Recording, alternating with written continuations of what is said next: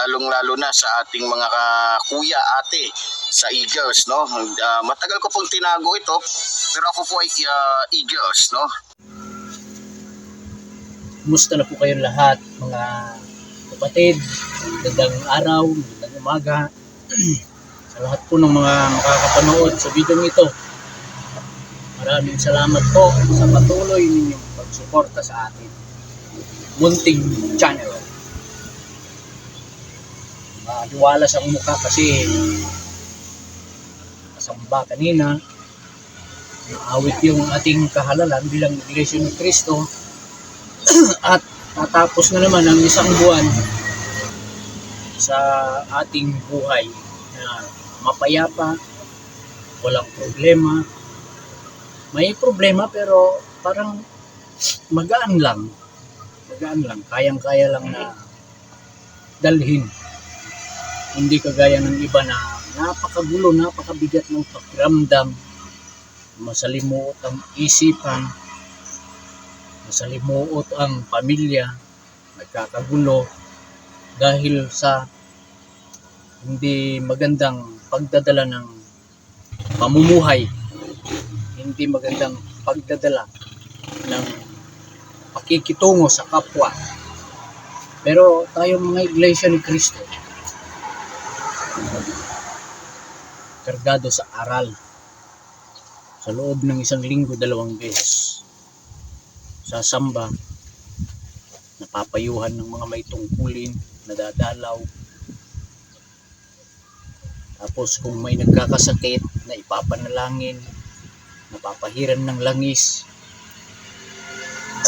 At sa ating mga pagsamba ay naituturo din sa atin kung paano yung paraan ng paghahanap buhay ng tama, wasto, yung hindi labag sa batas, yung hindi labag sa batas na paghahanap buhay, yung naayon sa kalooban ng Panginoon Diyos. Kaya yung mga taong gumagawa ng masama, nag-iisip ng masama, sabi nga kanina, pagka ang isang tao na gumiginhawa ay galing naman sa masama, huwag mo anyang kainggitan. Dahil magulo pa rin yung isipan, magulo pa rin yung pamumuhay. Mas mainam yung kakaunting na salapi na galing sa maayos na paraan, pero may basbas. Pati yung kalusugan, yung kaisipan, panatag, yung pamilya, kasama mo araw-araw, wala kang problema, nakakapamasyal ka kung saan-saan. Sa paanong paraan? Kung maayos ang iyong pakikitungo sa kapwa, kung maayos ang paraan ng iyong pamumuhay, kung wala kang yuyurakang ibang tao. Kaya maraming salamat pa rin. Buhay tayo at malakas sa tulong ng Panginoong Diyos. Ito, may papayo ko lang sa kaibigan natin. Hindi ko alam kung kaibigan natin, kung kakampi o kaaway, kasi sabi niya hinahangaan niya ang Iglesia ni Cristo. Napanood ko yung video niyang yun. Itong si Mr. Epipanyo Labrador. Kung totoo yung napapabalita na umalis yung asawa niya, iniwanan siya kasi natatakot, hindi natin alam kung totoo nga. Ngayon siya ay parang nasa kagubatan, pero patuloy pa rin nagmamatigas. May mga kasamahan daw siya, sabi niya, kung dadamputin nila ako, mga 1 kilometro pa lang, hindi na makakalapit. Yung pagkakaintindi ko sa sinabi niya yun, na sa loob, sa pagitan ng 1 kilometro, hindi ka may mangyayari na. Sa aking opinion lang kasi yung 1 kilometro malayo yun 100 meters ba yun? Yung 1 kilometro o 1,000 meters. Hindi na daw siya makakalapit kung basta ganun yung pagkakasabi niya, kahit 1 kilometro lang, mayroon na daw mangyayari doon sa pupunta sa kanya. Ibig sabihin, mayroong ibang bagay na maaaring sumabog, maaaring pumutok, hindi natin alam. Eh, talagang yung isipan niya ay palaban. Hindi pa rin nagbabago. Nung una, yung unang niyang video ito, yan. Diyan siya nagsimula eh. Kasi nagsimula yan nung nagrally ang Iglesia ni Cristo. National Rally for Peace. Pagkatapos yun, biglang lumitaw yan na parang kabuti.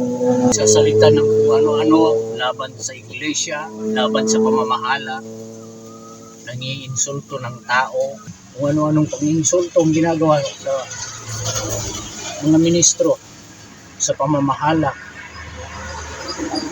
kung ano-anong pinaparatang na yumayaman daw ang iglesia dahil sa politiko. Mayroon daw tawag nito, ikapo. Na hindi naman totoo. Wala namang katotohanan. Yung ikapo, panahon pa ng Israel yun, ngayon hindi na. Sabi niya tuwing eleksyon daw ay tiba-tiba daw ang Iglesia ni Cristo. Ay naku, puro mga, tapos sinasabi niya may pinapatay daw ng mga pare. Yung sinasabi ni Mr. Epifanio Labrador ay may mga pinapatay daw ng mga pare ng Iglesia ni Cristo dahil sa natatalo daw sa debate yung mga ministro. Tapos ngayon natatakot daw ang Iglesia ni Cristo kasi marami daw siyang ibubulgar na sikreto. Sino ba ngayon ang natatakot? Sino ngayon ang nagtatago? Sino ngayon ang apektado ang pamilya? Mayroon pa siyang sinabi na idinadamay daw yung pamilya niya. Hindi po ganoon ang Iglesia ni Cristo. Ang Iglesia ni Cristo po ay hindi nandadamay sa walang kasalanan. Yung mga naka-file na ng mga kaso, ang ilalagay lang doon yung pangalan ni Epifanio Labrador. Kung yun ang tunay niyang pangalan, walang iba, walang madadamay, siya lang. Pero sabi niya, hindi daw siya makukuha ng buhay. Hindi daw siya makukuha ng buhay. Ibig sabihin, kasi mayroon daw siyang mga kasamahan, mayroon siyang kasamang expert sa bomba at humihingi ng mga tulong financial para pambili daw ng, sabi niya, alam niyo na. Hindi natin alam kung yun. Tapos itinugtong niya, kung pupuntahan daw siya, mayroong dalang mga kargada yung mga pupunta roon. Kasi ganito. Yung lalapit sa iyo, pupunta sa iyo, sa iyong lugar, alagad ng batas. May daladalang mga papel yun. Ibibigay sa iyo. Hindi ang layunin ay para makipag-gera. Hindi. Ang iniisip ko kasi, gera, natatakot ka sa yung ginawang multo. Halimbawa, mayroon akong nakasagutan dito sa aming barangay. Pupunta ako sa kapitan, magsasabi doon, ganito, magreklamo ako. Ganito, mayroon ang ginawa sa akin, may binibintang kung ano-ano sinasabi. Tapos, ang gagawin naman ng barangay, mag-uutos sila ng mga kagawad. Pupunta doon sa taong inirereklamo ko. Anong layunin mo para awahin yung tao na inirereklamo? Hindi. Papuntahin doon sa barangay para mag-usap na dalawa. Ganun yun. Kaya yung mga lalapit sa'yo ng mga alagad ng batas, Hindi yun makikipagdigma. Ibibigay nila yung papel to para sa anumang kaso na nakahain para sa iyo. Pero ikaw ay palaban naman, matigas. May mga nagko-comment, sinasabi, ang nasusulat daw, pag sinampal ka sa kabilang pisngi, bigay mo pa yung kabilang pisngi. Pag binato ka daw ng bato, batuhin mo din daw siya ng tinapay. Ganito ha. Yung una niyang video, yan. Hindi umimik ang Iglesia ni Cristo noon. Hindi umimik. Ang sabi lang, huwag mo nang ituloy yan. Sinabihan siya, pinayuhan. Yung mga ganyang content. Tigil mo yan dahil hindi ka naman inaano ng Iglesia ni Cristo. Pero anong ginawa? Nagmatigas. Sinundan niya ng sinundan. Kaya ngayon, ito na resulta. Nagtatago na siya. Ibig kong sabihin, pinagbigyan siya noon. Naitigil niya yung ginagawa niyang pagmumura, pag-iinsulto sa mga tao. Hindi kaagad inaksyonan. Pinagbigyan siya. Pinayuhan pa nga eh. Pero talagang matigas. Pero malay natin baka magbago. Kasi si